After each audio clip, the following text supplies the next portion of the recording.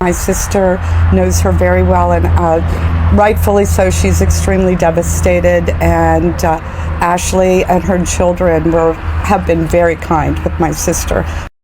At 2:30 in the morning, in a house at the end of a quiet cul-de-sac in small-town Ohio, a 37-year-old mother of two, a volleyball coach, a woman everyone in her community described as full of grace and kindness, was shot and killed. Her husband was home.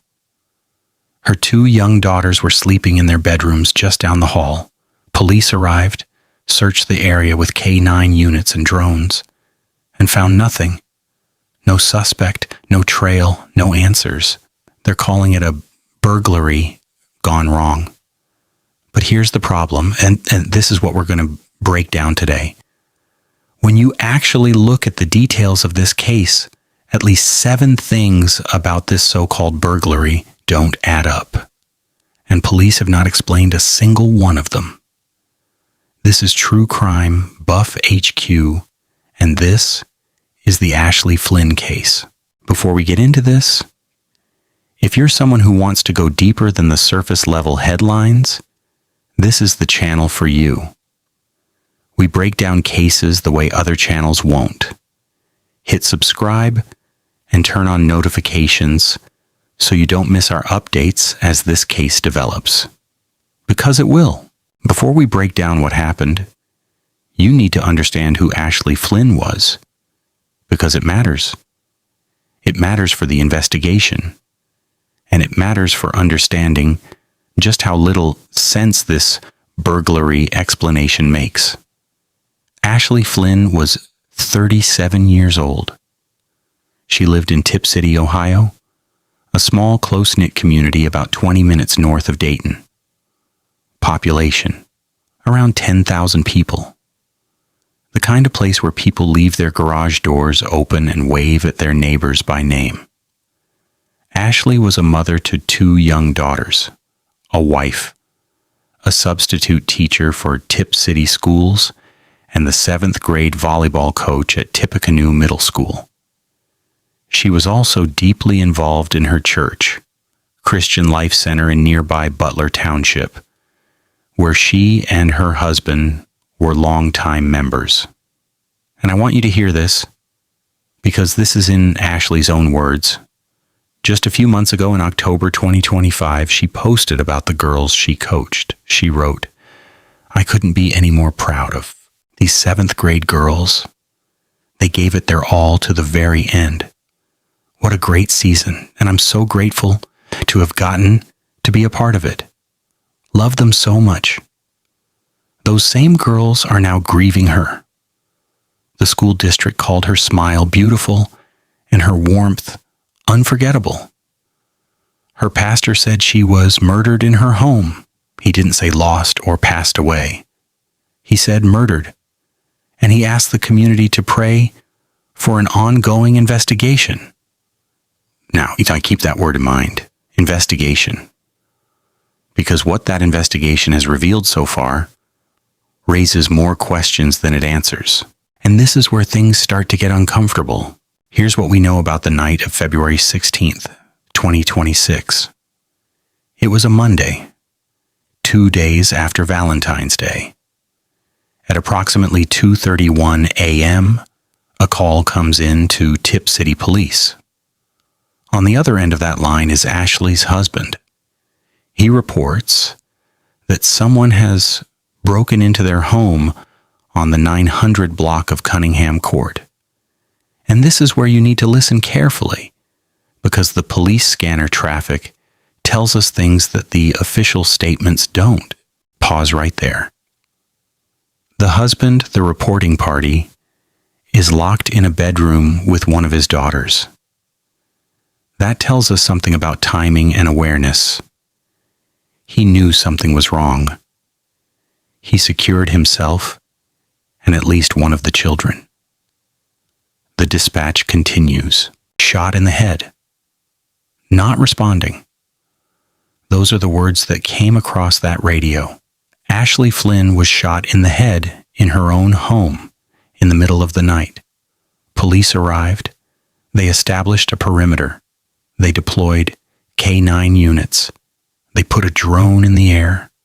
They searched the surrounding area. And they found absolutely nothing. No suspect, no trail. The person who entered this home and took Ashley's life had vanished.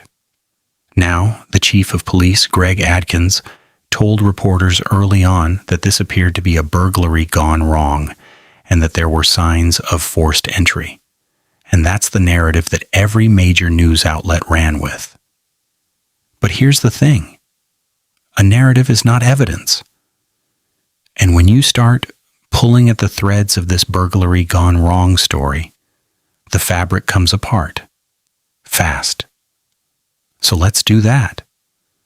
Let's go through the 7 things about this case that police have not addressed, have not explained, and have not answered. One by one. Let's start with the most basic question you can ask about a burglary. What was stolen? As of every report we've reviewed, every police statement, every news update, every piece of information released to the public, there has been zero mention of anything being taken from the Flynn home. Nothing. No mention of stolen electronics, no mention of missing jewelry, no mention of a ransacked room. Nothing. Now here's why that matters. According to FBI data, the entire point of a residential burglary is property theft. In a typical burglary, the offender is in and out in under 10 minutes. 75% of burglars target the master bedroom first. They're looking for cash, jewelry, electronics. They want to grab and go. But in this case, a man allegedly breaks into a home at 2:30 in the morning, and the only thing that happens is a woman gets shot in the head. Think about that. If this was a burglar and someone looking for property, why did they discharge a firearm and flee without taking anything? Because the moment you fire a gun in a residential neighborhood at 2:30 a.m., your cover is blown. Every neighbor within a quarter mile just heard that. The clock is now ticking. And you run empty-handed? That doesn't profile like a burglary. That profiles like something else entirely. And police have not addressed this discrepancy. But that's just the first thing. The second one is just as troubling. When police arrived at Cunningham Court, they established a perimeter and deployed police canines and a drone to search the area. This is standard protocol for a crime with a fleeing suspect. The K9 is there to pick up a scent trail, to figure out which direction the suspect went, whether they fled on foot, where they might have gone. And according to everything that's been released publicly, the K9 didn't find anything. No trail, no direction of travel, nothing that led investigators to a suspect. Now, there are a few possible explanations for this, and we need to be fair about that. If the suspect fled in a vehicle, if they got into a car, parked on the main road, and drove away, a K9 might lose the scent at the road. That's possible. But that also raises its own questions. If the suspect had a vehicle staged nearby, that suggests planning. That suggests premeditation. And premeditated burglary homicide is an entirely different category of crime than a burglary gone wrong. The other possibility? The suspect knew the area. They knew the layout, the escape routes, the fields behind the homes. They knew how to get out of that cul-de-sac without leaving a trace. Either way, yet whether this person fled by car or by foot through the fields, the fact that they left zero trail for a K9 tells us this was not some amateur wandering around checking door handles. This was someone who either planned their escape or knew the area well enough that they didn't need to. And that brings us to thing number 3, the layout of this neighborhood. Because when you actually look at where this house sits, the random burglar theory gets even harder to believe. The Flynn home sits on Cunningham Court, a cul-de-sac in a residential subdivision in Tipp City. If you look at this from above, and I want you to really pay attention to this, the house is at the top of a dead-end street. There is essentially one way in and one way out of this neighborhood by road. There's a secondary route that winds through connecting streets, but both lead back to the same main road. For a burglar, someone who values quick escape above everything, a cul-de-sac is one of the worst possible targets. You're trapped. There's one way in and one way out. If a neighbor sees you, if a dog barks, if an alarm goes off, you're boxed in. And yet, police are telling us a random burglar chose this house at the end of a cul-de-sac at 2:30 in the morning? Opportunistic burglars, the kind who wander around checking car doors and looking for open garages, they don't go deep into cul-de-sacs. They work main roads and corner lots, places with multiple escape routes. That's documented criminal behavior. That's what the data shows. Now, behind the Flynn home, there appears to be open fields and a tree line. And this is actually important. If the suspect came in on foot, through the fields, over a fence, through the backyard, that's a very different approach than a random burglar driving down a street.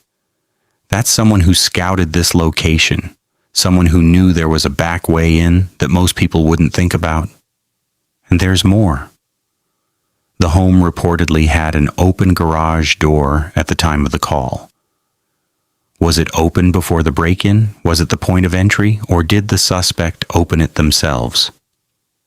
These are questions that matter, and police haven't answered them. Now, I said this case raises questions about the forced entry. Here's why. Police Chief Greg Adkins told reporters that there were signs of forced entry at the Flynn home. That's been repeated in virtually every news report about this case. But here's what hasn't been addressed. What kind of forced entry? And what does it tell us about who did this? Because forced entry isn't just forced entry. The method tells a story. A kicked-in door tells you one thing. It tells you someone acting on impulse, someone using brute force, probably not carrying specialized tools. That might support an opportunistic burglar. But a pried window with a removed screen? That tells you something else entirely. That tells you someone came prepared. Someone carrying a tool, a flathead screwdriver, a box cutter, a pry bar. Someone who you had thought about how they were going to get into this specific home. And here's a stat that's relevant. According to FBI data, roughly 56% of burglaries involve forcible entry, while nearly 38% involve no force at all. You just see an unlocked door, an open window. So forced entry in itself doesn't tell us whether this was planned or spontaneous. What would tell us is the specific method. And police haven't released that detail. Was it a ground floor window in the back of the house, away from street view? Was it a door near the garage? Was the screen cut or pried? Were tools used that suggest preparation? Every single one of those details changes the profile of the offender, and every single one of those details has been withheld. But here's where it gets really interesting, because there's a question about this case that almost nobody is asking. And it's the most important question of all. Let me walk you through the timeline as we understand it. At some point in the early morning hours of February 16th, someone enters the Flynn home. Ashley Flynn is shot in the head. Her husband calls 911 at approximately 2:31 a.m. But here's the question. When was Ashley actually shot? Because there's a gap here that hasn't been addressed. How much time passed between the shooting and the 911 call? Was it seconds, minutes, longer? Consider what we know from the scanner audio. The husband locked himself in a bedroom, initially reported with one daughter, later corrected that the daughters were asleep in their own rooms. He was the one who made the call. So, at some point, he became aware that something was happening. He secured himself. And then he called 911. What happened in between? Did he hear the gunshot? Did he hear the forced entry first? Did he see the intruder? Did he check on Ashley before calling? Or did he call first? Was there a confrontation? These are not accusatory questions. I want to be crystal clear about that.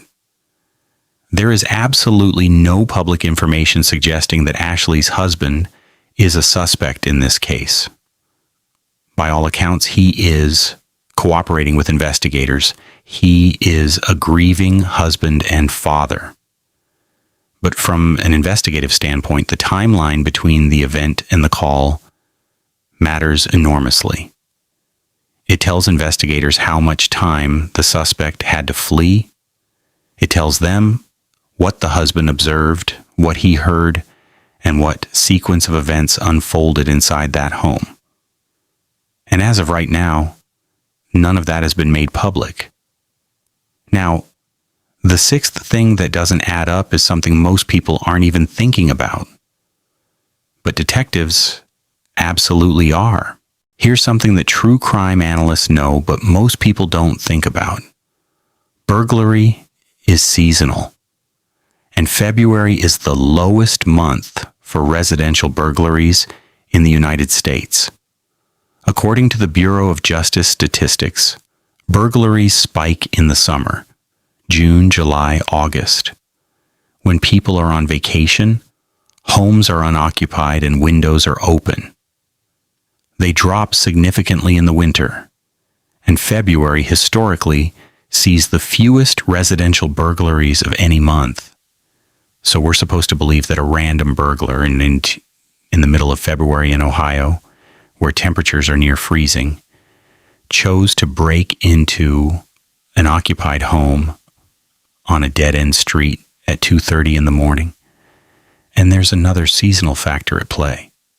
Mid-February in Ohio means potentially frozen ground, meaning footprints could have been visible. Snow or frost on grass could have shown a path of travel. And yet, the K9 search came up empty.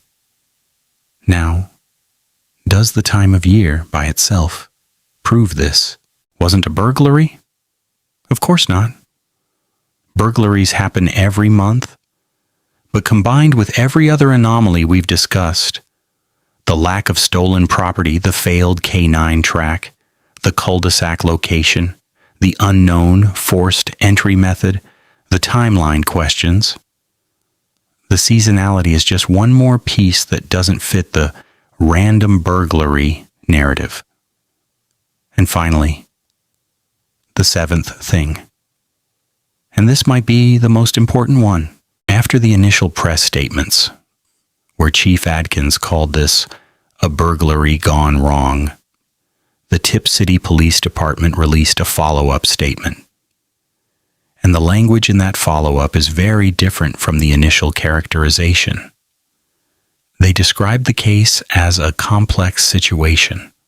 They said, quote, "This investigation will take time as investigators continue to collect, process, and analyze all evidence at the scene." They also brought in the Ohio Bureau of Criminal Investigation, the state-level investigative agency, to assist. BCI agents were on scene for hours processing evidence. Now, kind of think about that. If this were a straightforward burglary, even one that turned fatal, you typically don't need the State Bureau of Investigation. Local police handle burglary homicides routinely. You bring in BCI when the case is complicated, when there are layers, when the evidence doesn't point in one clean direction. And that language shift from burglary gone wrong to complex situation is incredibly telling.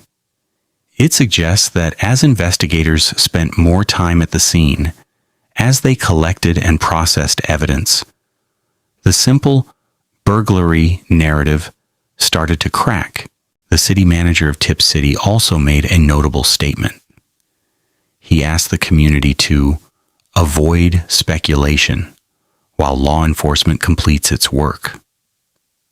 That's a specific request, and it's a request that officials typically make when they know the speculation might be heading toward uncomfortable truths.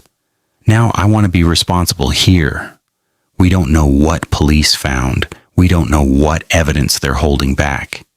It's entirely possible that they have information pointing to a specific suspect that they haven't released because they're building a case. That happens all the time. And Tipp City's approach of keeping quiet and working the case is actually, in my view, better investigative practice than what we've seen in some other high-profile cases. But the public deserves to know, is this community safe? Is the person who killed Ashley Flynn still out there? And is this really a random burglary, or is it something more? Now, I want to zoom out for a moment because this case is not happening in a vacuum. Across the country right now, there's an ongoing conversation about home invasions and nighttime break-ins. Many of you watching this have been following the Nancy Guthrie case out of Tucson, the disappearance of Savannah Guthrie's mother, which also involved a reported middle-of-the-night home entry. That case has generated enormous public attention and has surfaced countless videos of people checking door handles and testing entry points in residential neighborhoods in the middle of the night. And here's what I'll say about that. Yes, opportunistic nighttime burglaries do happen, but the data is clear. 65% of burglaries happen during the day. The vast majority of nighttime burglaries that turn violent involve suspects who are known to the victim. And only about 12% of burglary cases are ever solved by police. That last number, 12%, that should concern every person watching this. Because if Ashley Flynn's killer is never caught, she becomes another statistic in that 88% of unsolved cases. And her family, her two daughters, her husband, her students, her community, they deserve more than that. So what happens next? And what should you be watching for? Here's what I think matters going forward. First, watch for any updates on the type of forced entry. If police reveal that the entry was through a back window with a cut screen, that changes the profile significantly. That's premeditation.